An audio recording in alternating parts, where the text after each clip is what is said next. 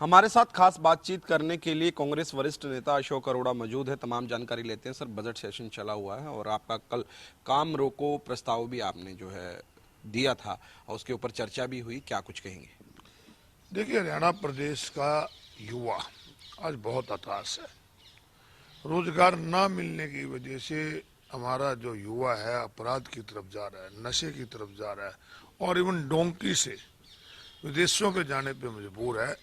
तो हमारा जो कल काम रोको था, ने कहा था कि सरकार इस पे स्थिति स्पष्ट करे कि एचपीएससी और एसएससी कमीशन में किस प्रकार से लोग बैठाए हुए हैं जो हरियाणा के बच्चों को रोजगार नहीं दे पा रहे।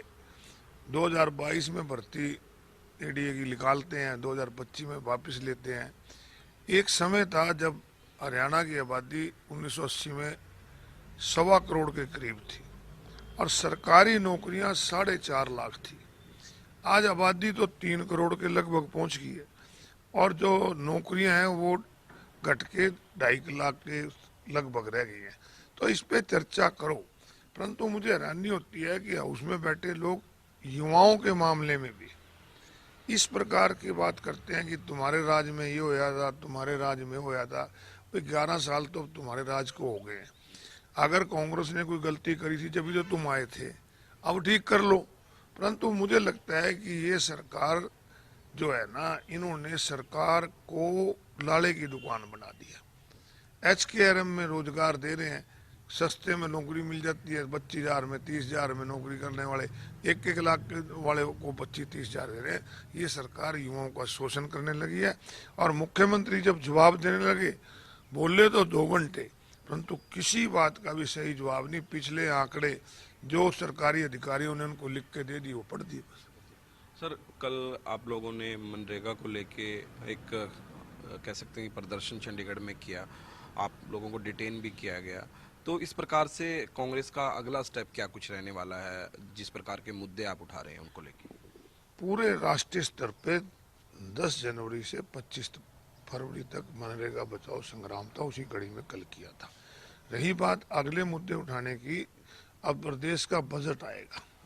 अभी गवर्नर एड्रेस पे चर्चा चल रही है, उस पर हमारे सभी साथी भाग लिए हैं। मैंने स्वयं भी उसकी शुरुआत की थी और बजट को देखते हैं कि किस प्रकार का आता है, फिर बजट पे चर्चा करेंगे।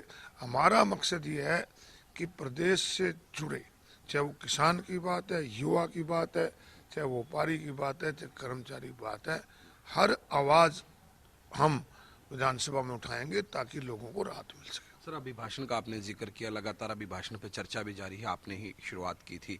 अभिभाषण को किस प्रकार से देखते हैं, क्या कुछ कहें? अभिभाषण में तो मुझे लगता है कि गवर्नर साहब ने भी कुछ ज़्यादा सीरियसनेस नहीं दिखाई।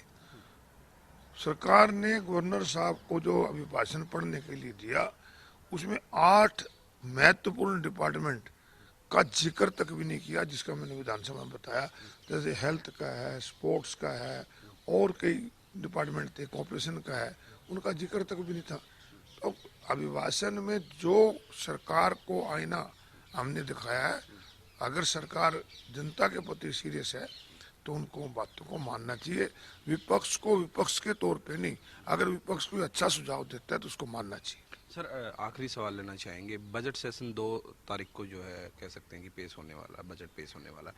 तो बजट से क्या कुछ उम्मीद है कांग्रेस को? तो बजट आएगा उसके बाद देखेंगे, परंतु मेरा व्यक्तिगत ये मानना है कि जब आमदन बढ़ रही है, आपका बजट बढ़ रहा है और कर्जा बढ़ रहा है, तो ये दोनों बातें साथ साथ नहीं चल सकती। धन्यवाद सर। इस वक्त हमारे साथ कांग्रेस वरिष्ठ नेता अशोक अरोड़ा मौजूद थे, जिन्होंने तमाम जानकारी दी, उन्होंने अपनी प्रतिक्रिया दी और उन्होंने बताया कि जो सवाल उन्होंने काम रोको प्रस्ताव में रखे थे, उनका जवाब जो है सत्ता पक्ष की तरफ से नहीं दिया गया। वीडियो जर्नलिस्ट जसवीर के साथ प्रदीप शोकंद, हरियाणा न्यूज, चंडीगढ़।